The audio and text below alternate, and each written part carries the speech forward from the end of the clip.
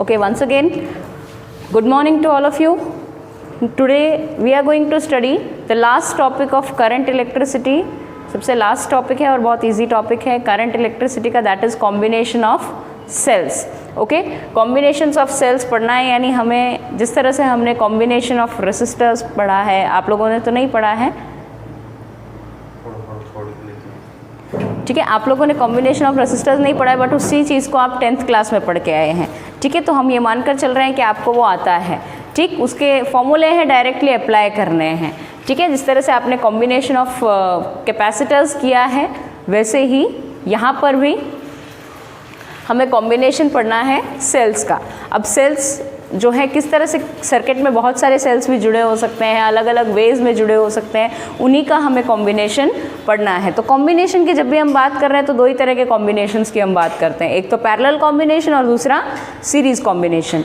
ठीक है, दोनों की बात करनी है तो वन बाय वन हम स्टार्ट करते हैं. सबसे पहले first is series combination of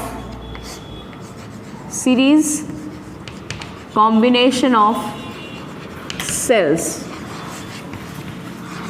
ठीक है, सेल्स का सीरीज कॉम्बिनेशन हो तो इक्विवेलेंट कॉम्बिनेशन या इक्विवेलेंट ईएमएफ और इक्विवेलेंट रेजिस्टेंस क्या आता है. ठीक है, लेट अस कंसिडर करते हैं कि दो सेल है कोई, एक E1 ईएमएफ का है, दूसरा है ईएमएफ E2 का. ये E1 का इंटरनल रेजिस्टेंस R1, ये E2 का इंटरनल रेजिस्टेंस R2, और ये है पॉइंट A, ये है पॉइंट C, और यहाँ कहीं पर है पॉइंट B. ठीक है, ओके. सो एक कॉम्बिनेशन ऑफ सेल्स की हम बात कर रहे हैं. कॉम्बिनेशन ऑफ सेल्स में मैं यहाँ पर आपको थ्योरी नहीं लिखवा रही हूँ, आपको डायरेक्टली PDF भेज दूंगी मैं. ठीक है, आपको केवल मैं समझाते जा रही हूँ और उस पूरे पार्ट को डिराइव कर रहे हैं, क्योंकि दोनों पार्ट्स एक साथ आज कंप्लीट करने हैं और टाइम थोड़ा सा कम है. ठीक है, so let us first just start with this topic. ठीक है, सो E1 E2 दो EMF के सेल हैं, ये इसका EMF है, ये सेकेंड सेल का EMF है. इनके इंटरनल रेसिस्टेंसेस हैं R1 एंड R2, ये आपको नोन है. हम चाहते हैं कि इसके इक्विवेलेंट, क्या इसके इक्विवेलेंट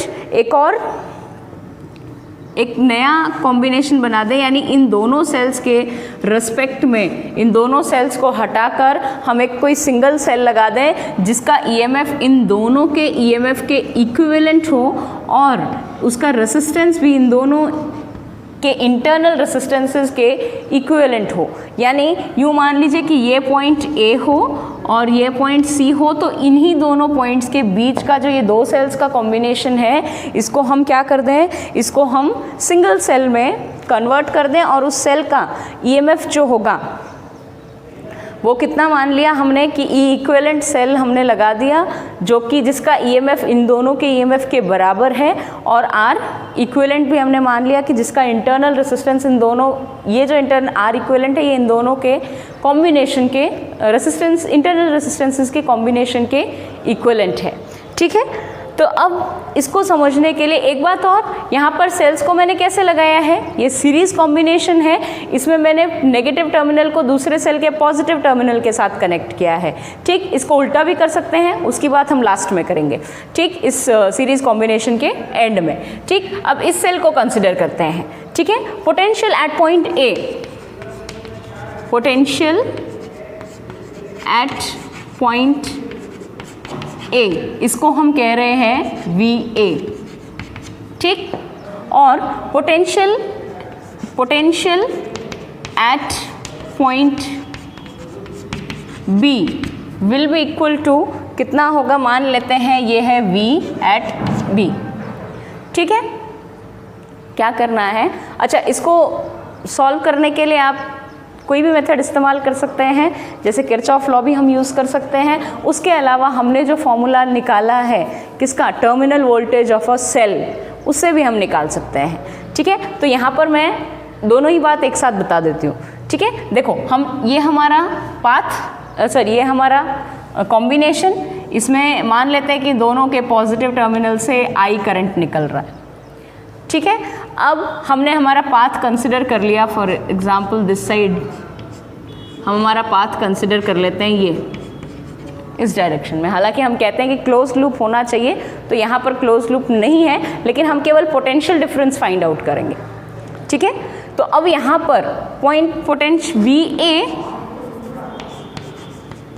माइनस VB, ये क्या होगा, potential difference across AB, A point और B पॉइंट के अक्रॉस पोटेंशियल डिफरेंस के इक्वलेंट होगा क्या, VA माइनस VB। अब VA माइनस VB क्या इस सेल का टर्मिनल पोटेंशियल नहीं होगा? भाई इस सेल से क्या जा रहा है, आई करंट निकल रहा है, तो अब यहाँ पर A और B के बीच में हम VAB जो निकाल रहे हैं, क्या ये इस सेल E1 EMF वाले सेल का टर्मिनल वोल्टेज नहीं है? और हमें पता है कि टर्मिनल वोल्टेज V इक्वल होता है EMF minus current into internal resistance. ये करते हैं, ठीक। ये हम VAB यहाँ पर किसका है, terminal potential difference across first cell, E1 उसका फर्स्ट सेल का EMF, और माइनस IR1 हो गया आपके I करंट उस पाथ के थ्रू, और R1 उस फर्स्ट सेल का इंटरनल रेसिस्टेंस, ठीक है।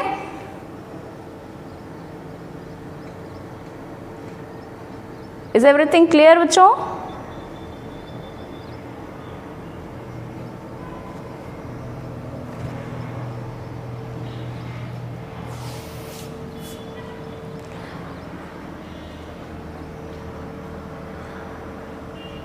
चलिए तो अब आगे चलते हैं। तो potential difference VAB is equal to E1 minus IR1, ये आपने कहाँ से लिख दिया, फॉर्मूले से लिख दिया। अगर पाथ के अकॉर्डिंग या किरचॉफ लॉ लगाएं तो वो भी करते हैं। ये हमने पाथ कंसिडर किया। अब आई करंट यहाँ से यहाँ जाते हैं, इस पाथ में जाएंगे तो ये E1 क्या होगा, इधर जाओगे तो ये E1 प्लस से जा रहे हैं, माइनस में निकल रहे हैं, ठीक। तो माइनस में निकल रहे हैं तो ये क्या हो जाएगा आपका माइनस E1,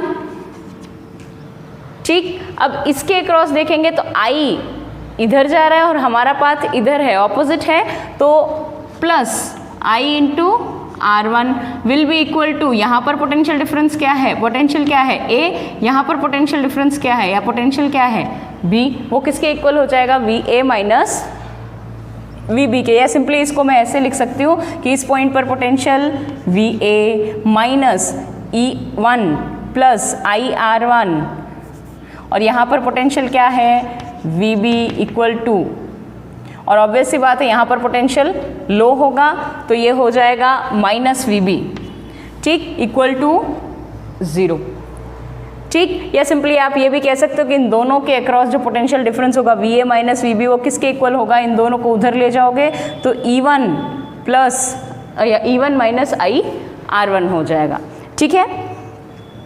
चलिए तो अब यहाँ से आगे चलते हैं, ठीक। ये तो किसके लिए, VAB के अक्रॉस पोटेंशियल डिफरेंस आपको मिल गया।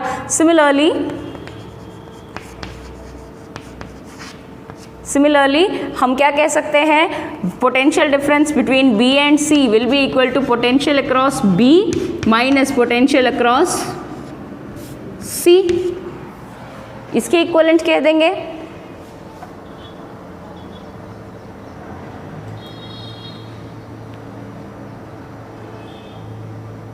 ठीक है। If you have any doubt you can raise your hand.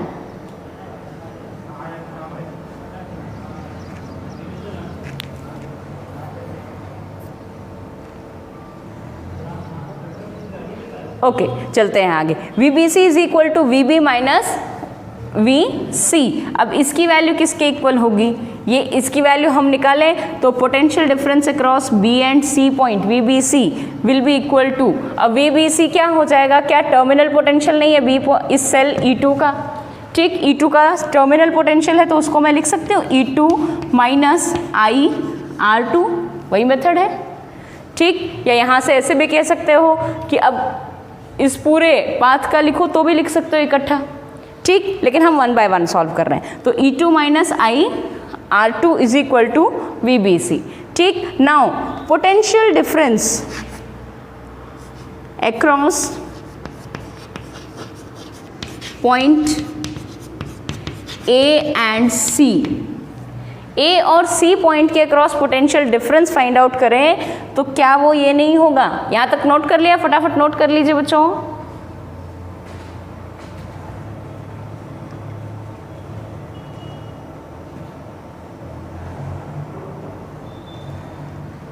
चलें आगे, फटाफट नोट कर लें इसको।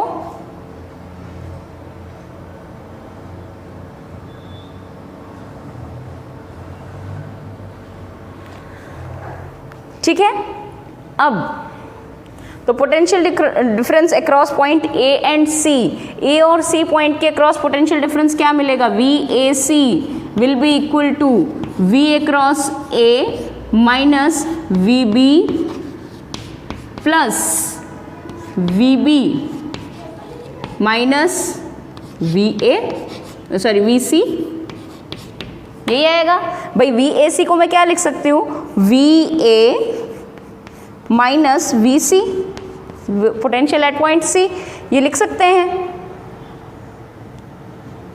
ठीक, तो V A minus V C को मैं वी ए सी लिख सकती हूँ, तो इसी को मैं ऐसे लिख सकती हूँ, V A minus V B plus V B minus V C लिख सकते हैं। तो V B minus V B plus V B cancel हो जाएंगे, V A minus V B ही V A minus V C ही आ जाएगा। ठीक है, चलें आगे।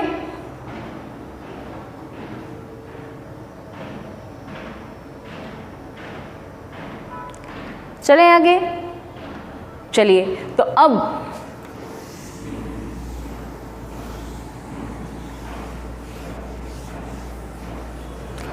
तो potential we A C, A और सी पॉइंट के अक्रॉस पोटेंशियल कितना हो गया?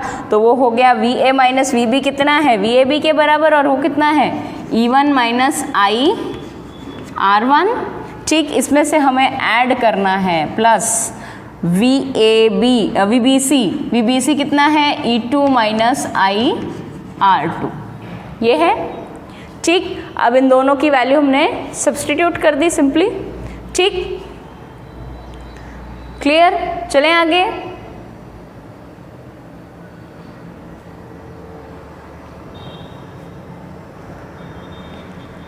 ठीक है, तो अब देखिए यहां पर क्या आ गया? V A C potential difference across A point and C point is equal to, इन दोनों को इकट्ठे कर लेते हैं, E one plus E two, ये अलग कर दिया, माइनस कॉमन साइन ले लिया दोनों का, आई भी कॉमन निकाल दिया, R one plus R two लिख सकते हैं। ठीक है, और ये लिख सकते हैं। अब हमें ये तो हमें किसका मिल गया? इस पाथ का, ए पॉइंट से बी पॉइंट के पाथ के बीच जो टोटल इफेक्टिव जो कॉम्बिनेशन होगा वो कुछ इस तरह का आ रहा है हमारा। ठीक है, now if both cells are replaced by a single cell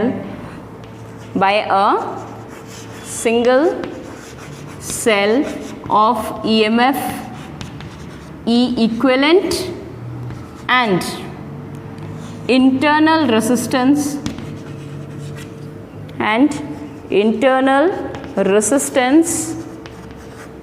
small r equivalent, then मान लेते हैं कि इन दोनों सेल्स को हमने रिप्लेस कर दिया एक नए सेल से जिसकी इक्विवेलेंट वैल्यू क्या है? ई इक्विवेलेंट, और इक्विवेलेंट रेजिस्टेंस क्या है? R equivalent. ठीक है, इनसे रिप्लेस कर दिया, और अब इस ए पॉइंट और सी पॉइंट के अक्रॉस पोटेंशियल डिफरेंस क्या होगा? Then potential difference across points A and C will be कितना होगा? ठीक, कितना होगा भाई? यहाँ पर भी मान लेते हैं, वहाँ पर आई करंट जा रहा था तो यहाँ पर भी आई करंट ही निकलना चाहिए इस सेल में से, तभी तो इक्विवेलेंट माना जाएगा। ठीक, तो अब उस डायरेक्शन में निकल रहा था तो हमने भी कह दिया भाई इधर ही निकलेगा। ठीक, अब इधर ही निकल रहा है तो यहाँ पर इसके लिए कॉम्बिनेशन के लिए पोटेंशियल डिफरेंस बना है V A C across A point and C point के अक्रॉस जो पोटेंशियल डिफरेंस होगा वी ए सी, वो किसके इक्वल होगा? क्या वो E equivalent minus I into R equivalent के बराबर नहीं होगा?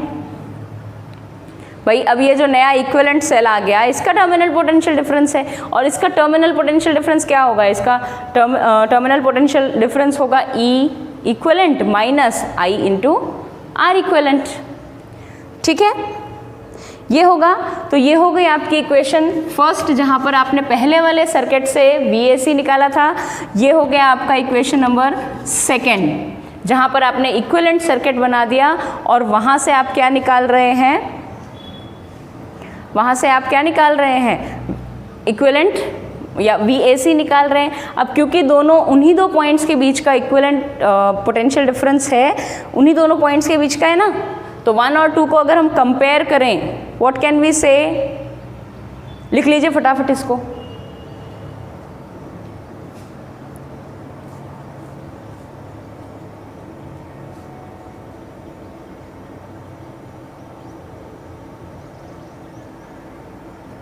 चलें आगे।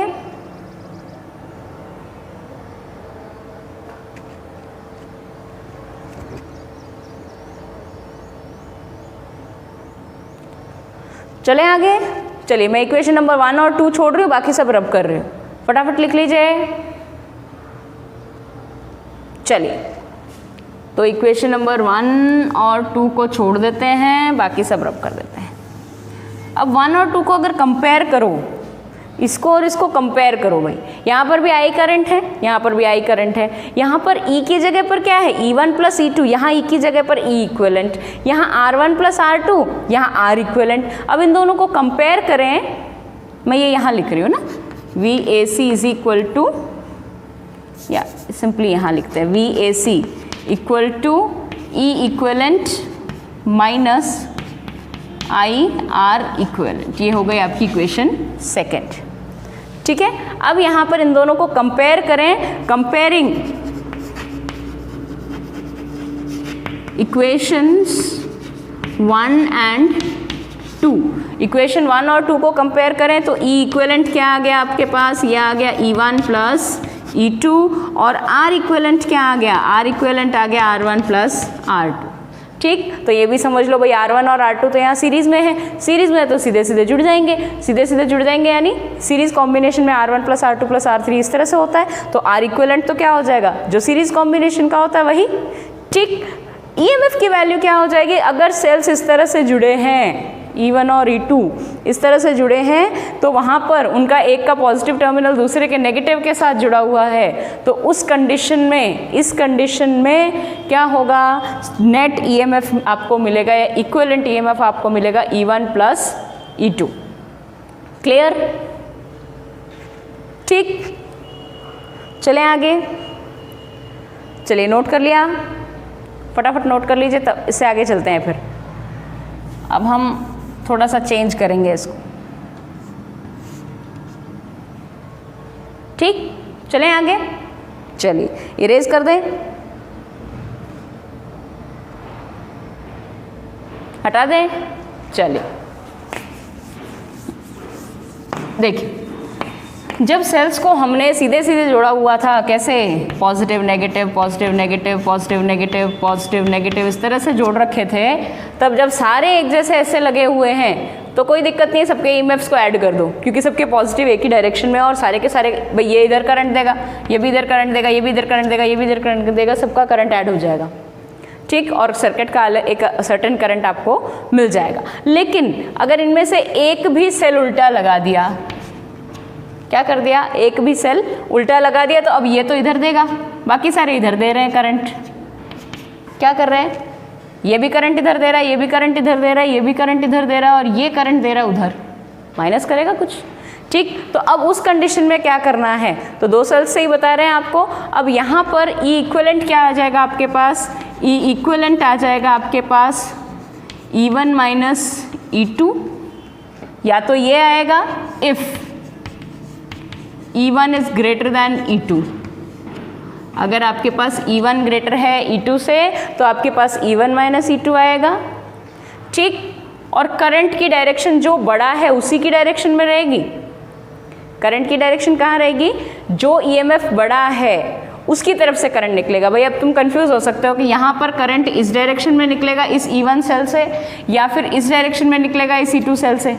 ठीक, तो उसका डिसाइडेशन कौन करेगा? उसका डिसीजन लेगा ये वाला टर्म E1 माइनस E2। अगर E1 बड़ा है तो E1 में से करंट निकलेगा, ठीक, दूसरे वाले को करंट को हटा देगा, ख़त्म कर देगा, ठीक।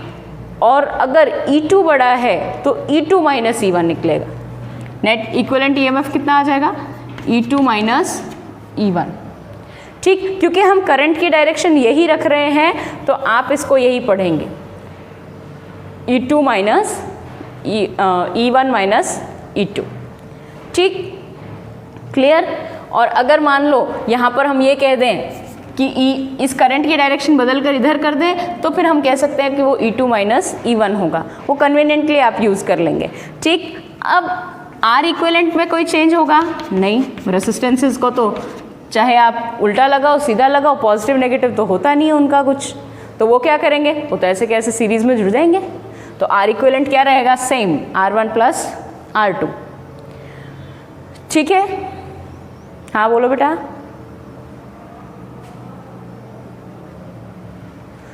ये रिवर्स वाला प्रोसेस देखो क्या होता है बेटा, जैसे ये आपका एक सेल है, ठीक है, इसका इंटरनल रेसिस्टेंस यहाँ हम लगा रहे हैं, हालांकि वो उसके अंदर ही होता है, ठीक है। तो दूसरे सेल को हमने क्या कर दिया? उल्टा कर दिया, ठीक। इस सेल को में से करंट हम कहेंगे कि भाई इस सेल को देखिए तो पॉजिटिव टर्मिनल में से करंट निकलना चाहिए, ठीक। लेकिन इस दूसरे सेल E2 को देखें जिसका इंटरनल रेसिस्टेंस R2 है, इसको देखें तो इसमें से जो करंट यहाँ से निकलना चाहिए, लेकिन हम तो कह रहे हैं यहाँ से निकल रहा है। तो इसका क्या मतलब है? इसका मतलब ये है कि इन दोनों ने, भाई कुछ करंट इधर जा रहा है, कुछ करंट इधर जा रहा है, हमें कौन सा करंट लेना है? हमें इक्विवेलेंट करंट लेंगे हम। इक्विवेलेंट करंट यानी जो इधर जा रहा है और इधर जा रहा है, दोनों में इसको सब्ट्रैक्ट करके वैल्यू ले लेंगे, ठीक। तो करंट की वैल्यू हमें नहीं देखनी है, यहाँ पर EMF की वैल्यू देखनी है। उसी के अकॉर्डिंग हम हमारे सर्किट में करंट डिसाइड करेंगे। हमें नहीं पता अगर कि भाई हमें नहीं पता कि E1 बड़ा है E2 बड़ा है, तो उस कंडीशन में हम क्या कर लेंगे? एक डायरेक्शन में करंट मान लेंगे, और अगर हमने करंट की डायरेक्शन उल्टी मानी है, जिस डायरेक्शन में एक्चुअल में करंट फ्लो हो रहा है उसके ऑपोजिट अगर हमने करंट की डायरेक्शन मान भी ली, तो भी हमारे पास I की वैल्यू क्या आ जाएगी? नेगेटिव, ठीक। यानी मान लो कि हमने I की वैल्यू यहाँ इस डायरेक्शन में मान ली और इस पाथ को कंसिडर करके हमने किरचॉफ लॉ से सोल्यूशन दे दिया, ठीक, कोई बात नहीं। आप जब इसको सॉल्व करेंगे किरचॉफ लॉ से, इसको पूरे को सॉल्व करके लाएंगे, तो आपके पास I की वैल्यू नेगेटिव आ जाएगी। क्या आ जाएगी? I की वैल्यू नेगेटिव। अब ये नेगेटिव आने का क्या मतलब है? नेगेटिव आने का ये मतलब है कि यहाँ पर हमने जो करंट की डायरेक्शन मानी कि इधर जा रहा है, एक्चुअल में करंट इधर नहीं, इससे उल्टा जा रहा है, तो हम नेगेटिव आते हैं, इसका मतलब हमारी करंट इधर R2 से E2 होते हुए R1 होते हुए और E1 होते हुए इधर नहीं जा रहा है, इधर आ रहा है। समझ में आई बात? और अगर इधर आ रहा है तो इसका मतलब कौन सा सेल ज़्यादा इफेक्टिव है? E2 ज़्यादा इफेक्टिव है। समझ में आई बात? तभी तो करंट इधर जा रहा है, ठीक। आप तो बस इतना ध्यान रखिए कि आप एक डायरेक्शन में आप अपना करंट मान लीजिए, ठीक, और फिर जो उल्टी डायरेक्शन में सेल लगा हुआ है उसको सब्ट्रैक्ट कर दीजिए उसके EMF को। भाई आपने इस डायरेक्शन में करंट मान लिया, तो दूसरा जो सेल जो उल्टी डायरेक्शन में लगा हुआ है उस सेल को आप माइनस कर देंगे, उस सेल के EMF को सब्ट्रैक्ट कर देंगे पहले वाले में से, ठीक। अगर यहाँ पे तीसरा भी लगा होता है, इस तरह से एक और तीसरा लगा देते यूँ, तो उसको उसकी पोलैरिटी इसकी पोलैरिटी के जैसे ही है ना, यहाँ प्लस यहाँ माइनस, यहाँ प्लस यहाँ माइनस, तो दोनों की पोलैरिटी सेम है, ठीक है। पोलैरिटी सेम यानी प्लस और माइनस जो एक डायरेक्शन में, प्लस वाले इधर ही लगे हुए, माइनस वाले इधर ही लगे हुए, ये है आपकी पोलैरिटी। तो सेम पोलैरिटी वाले तो जुड़ जाते हैं और उनमें से उल्टी पोलैरिटी वाले सब्ट्रैक्ट हो जाते हैं। उनमें से जो ऑपोजिट पोलैरिटी में लगे हुए हैं वो क्या हो जाएंगे? सब्ट्रैक्ट हो जाएंगे। क्लियर? चलें आगे, ठीक है। आई होप यहाँ तक किसी को कोई डाउट नहीं होगा। किसी को डाउट है तो रेज योर हैंड्स।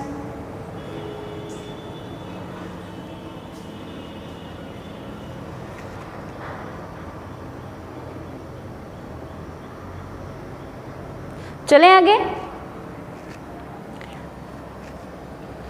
चलिए तो अब बात करती है, तो सीरीज कॉम्बिनेशन की बात हुई, आसान सा काम था, सेल्स को ऐड कर दिया सीधे सीधे। अगर सेम पोलैरिटी में लगे हुए हैं, अगर ऑपोजिट पोलैरिटी में लगे हुए हैं तो जो ऑपोजिट पोलैरिटी में लगा हुआ है उसको माइनस कर दो, ठीक है। चलिए अब आगे चलें, अब बात करते हैं पैरेलल कॉम्बिनेशन ऑफ सेल्स की। फटाफट किसकी बात करते हैं? पैरेलल कॉम्बिनेशन ऑफ सेल्स, ठीक है। पैरेलल कॉम्बिनेशन ऑफ सेल्स किस तरह से होगा? दो सेल हैं, दोनों सेल्स को आपने ये एक सेल इंटरनल रेजिस्टेंस R1, ए सेल E1, इसका इंटरनल रेजिस्टेंस R1, ये दूसरा सेल लगा दिया यहाँ पर, सेम पोलैरिटी में लगाया, देखो प्लस को प्लस के साथ ही लगाया है, माइनस को माइनस के साथ ही लगाया है। ये R2 रेजिस्टेंस हो गया इंटरनल रेजिस्टेंस इसका, यहाँ पर पॉइंट A, ये पॉइंट मान लो B1, ये पॉइंट हो गया आपका C, ये पॉइंट मान लो B2, ये EMF E2, यहाँ पर मान लीजिए कि जा रहा है करंट I। भाई इस तरफ क्यों माना? दोनों की पोलैरिटी सेम है और हमने मान लिया कि यहाँ से करंट आ रहा है I2, यहाँ से करंट आ रहा है I1 और यहाँ जा रहा है I करंट, दोनों को मिला के, और ये I करंट पूरे सर्किट में घूम के आएगा और फिर वापस यहाँ पर I करंट एंटर होगा और यहाँ फिर कितना चला जाएगा? I1, यहाँ कितना चला जाएगा? I2, ठीक है।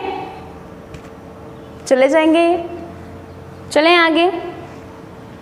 अब इसके इक्विवेलेंट, मैं क्या कह रही हूँ, इसके इक्विवेलेंट, भाई इनको तुम ऐसे आमने सामने बना दो तो ज़्यादा अच्छा है, ठीक है। इसके इक्विवेलेंट हमें एक सर्किट बनाना है जिसमें कि सेल तो एक ही हो और उसका इंटरनल रेजिस्टेंस भी एक हो। इंटरनल रेजिस्टेंस को हम कह रहे हैं R इक्विवेलेंट और सेल के इक्विवेलेंट EMF को कह रहे हैं E इक्विवेलेंट। ये पॉइंट A, ये पॉइंट C, ठीक। अब यहाँ पर इस बात में हम बात करें तो बाकी सारी चीज़ें क्लियर हो गई, ठीक। अब हमें एक बात बताओ कि क्या इस पाथ में I will be equal to I1 plus I2? होगा नहीं होगा? भाई टोटल चार्ज कंजर्व रहेगा, जिस वजह से I will be equal to I1 plus I2। Kirchhoff के सेकेंड लॉ, फर्स्ट लॉ से भी हमने पढ़ा है, ठीक। टोटल करंट जो सर्किट में जाएगा दोनों किसी ब्रांचेस से आने वाले सेल के कॉम्बिनेशन से जाएगा। तो इस पॉइंट पर बात करें, ठीक है। अब नाउ पोटेंशियल डिफरेंस बिटवीन या अक्रॉस सेल E1, जिसका EMF E1 है, उस सेल के अक्रॉस, नेट की प्रॉब्लम है सर इसमें आज, potential difference across cell E1 कितना होगा? भाई पोटेंशियल डिफरेंस कितना होगा? Potential at point B1 minus potential at point B2, यही होगा, ठीक। इन दोनों का अंतर होगा, ठीक है।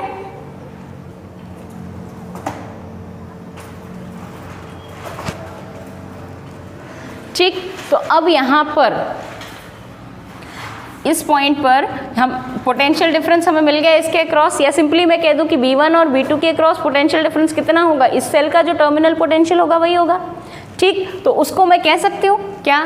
पोटेंशियल हम कह रहे हैं कि V B1 minus V B2, इसको हम कह दें इक्वल टू V, ठीक। ये अगर V के इक्वल है तो क्या वो V इस E1 सेल के टर्मिनल EMF के बराबर होगा? बिल्कुल होगा। तो V will be equal to E1 minus I1 into R1, क्योंकि वहाँ पर करंट कितना जा रहा है? उस पाथ में I1 करंट जा रहा है, ठीक। सिमिलरली या यहाँ से मैं एक्चुअल में I1 की वैल्यू निकालूंगी। क्या निकालूंगी? I1 की वैल्यू। I1 की वैल्यू यहाँ से निकालेंगे तो कैसे निकाल लें? इसको इधर शिफ्ट कर दें, या यूँ कह लीजिए कि I R1 को इधर शिफ्ट कर दें। I R1 को इधर शिफ्ट करोगे तो V प्लस I R1 हो जाए, I1 R1 हो जाएगा, और I1 R1 will be equal to E1 minus V। इस I1 R1 को इधर ले जाओ, I1 की को निकालना है तो अपॉन में यहाँ आ जाएगा R1, ठीक। इसको आप रीअरेंज करेंगे और I1 की वैल्यू निकालेंगे तो I1 की वैल्यू आपके पास आ जाएगी, कितनी आ जाएगी? I1 will be equal to E1 minus V upon R1, ये आएगी। इसको कह देते हैं इक्वेशन 1, सॉरी ये, हाँ ये हो गई आपकी equation 1, this is equation number 2। Okay, similarly अब ये जो सेकेंड सेल लगा हुआ है, अब इस पाथ के अक्रॉस कंसिडर कर लें। ठीक, इस पाथ के अक्रॉस कंसिडर करें तो जो पोटेंशियल डिफरेंस B1 और B2 के बीच में होगा वो कितना होगा, वो V किसके बराबर होगा, उस सेकेंड पाथ से जब हम E2 के अक्रॉस से जाएंगे तो वो क्या इस E2 का भी टर्मिनल पोटेंशियल डिफरेंस नहीं होगा, ये होगा। V will also be equal to E2 minus I2 into R2। ठीक, और यहाँ से I2 की वैल्यू निकालें तो I2 की value will come out to be E2 minus V upon R2, बिल्कुल ऐसे ही। ये हो गई आपकी थर्ड इक्वेशन। ठीक, I2 की वैल्यू कैसे आ गई, E2 minus V upon R2, ये आ गई। ठीक, अब आपको I1 की वैल्यू मिल गई, I2 की वैल्यू मिल गई, यहाँ सब्सटीट्यूट कर दो। ठीक है, I1 की वैल्यू मिल गई, I2 की वैल्यू मिल गई, यहाँ सब्सटीट्यूट कर देते हैं और फिर देखते हैं क्या आता है सोल्यूशन। ठीक है, फटाफट उतार लें इसको, फिर चलते हैं आगे।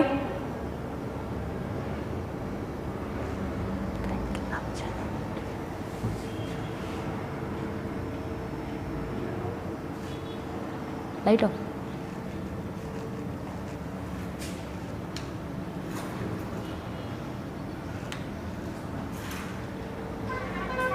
ठीक है, चलें आगे। तो अब I1 और I2 की जगह क्या रख दें, इक्वेशन नंबर 2 और 3। तो ये बाकी सब मैं मिटा रही हूँ और आपके लिए केवल इक्वेशन नंबर 2 और इक्वेशन नंबर 3 छोड़ रही हूँ। क्या, सब्सटीट्यूटिंग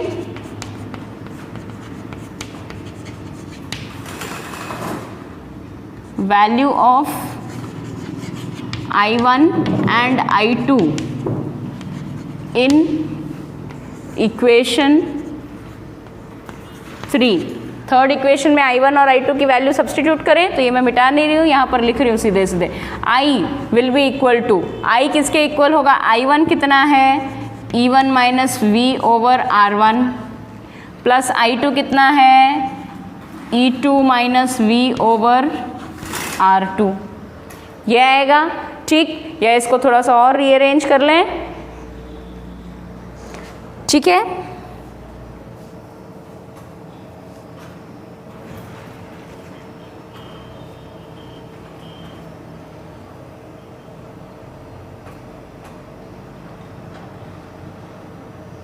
ठीक, अब यहाँ से क्या निकाल लें, V निकाल लें। ठीक, इसकी वैल्यू सब्सटीट्यूट कर दी तो मैं क्या इसको ऐसे लिख सकती हूँ, इसी इक्वेशन को मैं ऐसे लिख सकती हूँ। ये I1 भी हमने सब्सटीट्यूट कर दी, I1 में हमने वैल्यू सब्सटीट्यूट कर दी। तो I will be equal to E1 over R1 plus E2 over R2 minus V common ले लो, इसमें V1 बाई R1 लिख सकते हैं, इसमें भी माइनस V बाई R2 लिख सकते हो। तो दोनों में से कॉमन निकाल के माइनस V मैंने कॉमन निकाल लिया, 1 over R1 plus 1 over R2, कुछ ऐसे लिख सकते हैं। ठीक, ये आ गई आपके पास करंट की वैल्यू। यहाँ से अगर वोल्टेज की वैल्यू निकालनी हो, V की वैल्यू निकालनी हो तो V की वैल्यू निकाल देते हैं। तो V वाली वो टर्म को इधर उठा के लाएंगे तो ये हो जाएगा plus V 1 over R1 plus 1 over R2 is equal to E1 over R1 plus E2 over R2, ये रह गया। अब यहाँ से इस I को शिफ्ट किया उधर, I को वहाँ शिफ्ट किया तो आ गया माइनस I। ठीक, अब ये जो टर्म आ गई आपके पास ये वाली, इस टर्म को उठाकर पूरे के डिनोमिनेटर में रख दो। इस पूरे के डिनोमिनेटर में रखने का मतलब इसके भी डिनोमिनेटर में सेपरेटली और इसके डिनोमिनेटर में भी सेपरेटली रख देते हैं।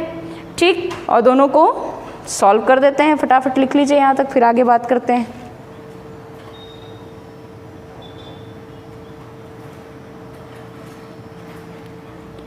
ठीक है, चलें आगे।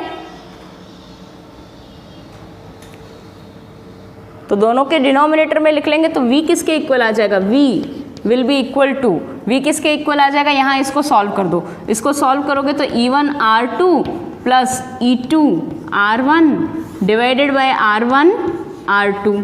ये तो इसके वजह से आया, ये इसके अपॉन R1 R2 को सॉल्व कर दिया।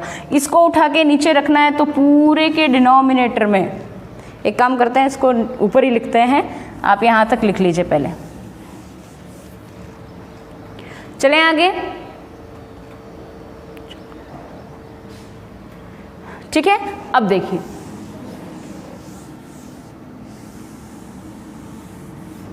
इस पूरी में v की वैल्यू हमें निकालनी है, तो v will be equal to, इसको डिनोमिनेटर में ले जाएंगे तो e1 r2 plus e2 r1 divided by r1 r2, और इस पूरे के डिनोमिनेटर में यहाँ वाली टर्म कौन सी, 1 over r1 plus 1 over r2, ठीक, प्लस माइनस i था तो i के नीचे भी यही आएगा as it is 1 over r1 plus 1 over r2, ठीक। और फर्दर सॉल्व कर दें इसको, तो फर्दर सॉल्व करेंगे तो इस डिनोमिनेटर वाली टर्म को मैं अब यहीं पे सॉल्व कर दूं, इसको सॉल्व करेंगे तो ये r2 यहाँ मल्टीप्लाई हो जाएगा, r1 यहाँ मल्टीप्लाई हो जाएगा, डिनोमिनेटर में r1 r2 आ जाएगा, ठीक। यानी इसी एक्सप्रेशन को मैं यहीं सॉल्व कर रही हूँ, it is r1 plus r2 over r1 into r2,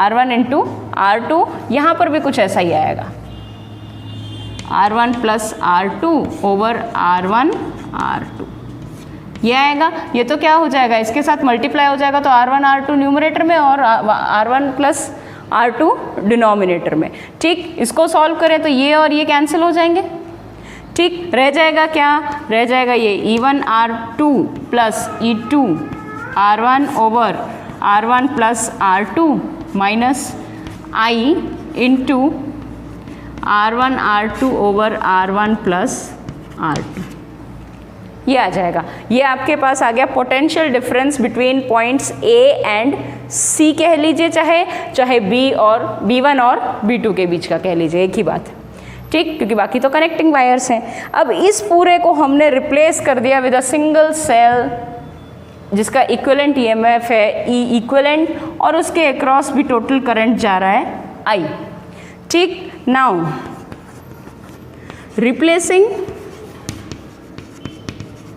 this combination by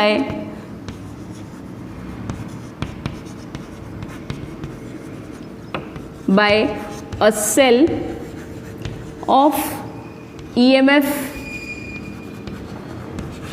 E equivalent, EMF E equivalent and resistance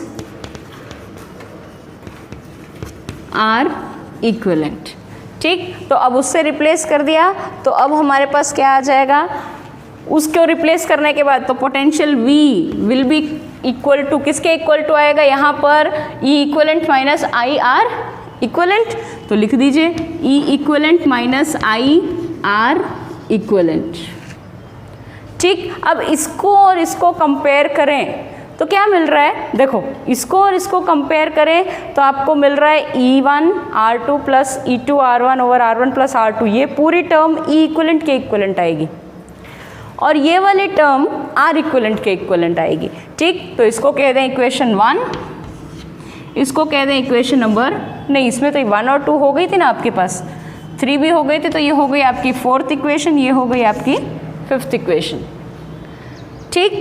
4th और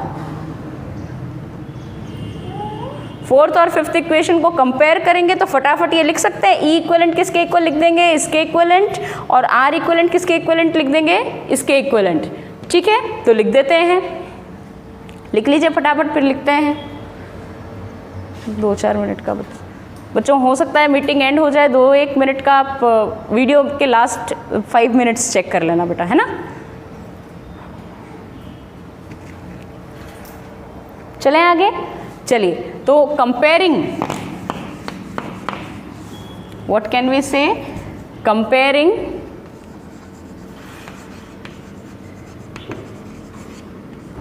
फोर एंड 5, 4 और 5 को कंपेयर करें तो E इक्वलेंट किसके इक्वलेंट आ गया, E1 R2 plus E2 R1 divided by R1 plus R2 और similarly R equivalent आपके पास किसके इक्विवेलेंट आ गया? R इक्विवेलेंट आपके पास आ गया R1 R2 over R1 plus R2, जिसको कि आप ऐसे भी लिख सकते हो। कैसे लिख सकते हो कि 1 over R equivalent will be equal to 1 over R1 plus 1 over R2, जो कि दो पैरेलल कॉम्बिनेशन में जब रेसिस्टेंसेस होते हैं उनका इक्विवेलेंट होता है, वही है। तो यहाँ पर R1 R2 को तो हमने क्या मान लिया? पैरेलल में, और वो पैरेलल की तरह ही सॉल्व होंगे। सेल के ईएमएफ के साथ क्या किया हमने? सेल का ईएमएफ कुछ इस तरह से आ गया, EMF of first cell multiplied by internal resistance of second plus EMF of second cell internal resistance of first divided by R1 plus R2। ठीक, आई होप यहाँ तक सभी को क्लियर हो गया होगा। इसको जब पोलैरिटी हम चेंज कर देंगे, ठीक है, जब पोलैरिटी हम चेंज कर देंगे, उस चेंज करने के साथ क्या चेंजेस होंगे उसको हम देखेंगे। ठीक है, नोट कर लें फटाफट।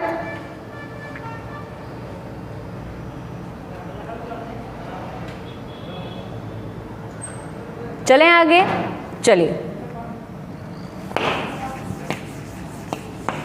ठीक, अब हमारे पास EMF का क्या वैल्यू आई? EMF आपने जो शुरुआत में लिखा था E इक्विवेलेंट, वो हमने क्या लिखा था? E1 by R1 plus E2 by R2, और उस पूरे के नीचे आ रहा था 1 over R1 plus 1 over R2, जिसको हमने सॉल्व किया था। इसको सॉल्व करके ही हमने क्या निकाल लिया था? इसको इसके इक्विवेलेंट निकाल लिया था, E1 R2 plus E2 R1 divided by R1 plus R2। ये क्यों बता रही हूँ अभी समझ में आएगा। ठीक है, जब हम इस टर्म को आप याद रखेंगे, क्या याद रखेंगे?